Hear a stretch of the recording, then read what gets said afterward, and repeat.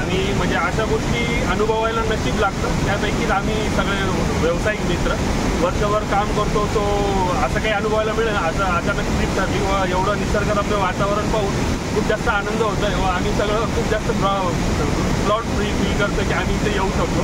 तो खूप छान वातावरण आहे. तो सगळ्यांनी यावं, इथे निसर्गाचा आनंद घ्यावा हीच मी सगळ्यांना सांगेन. बद्दल थँक्यू.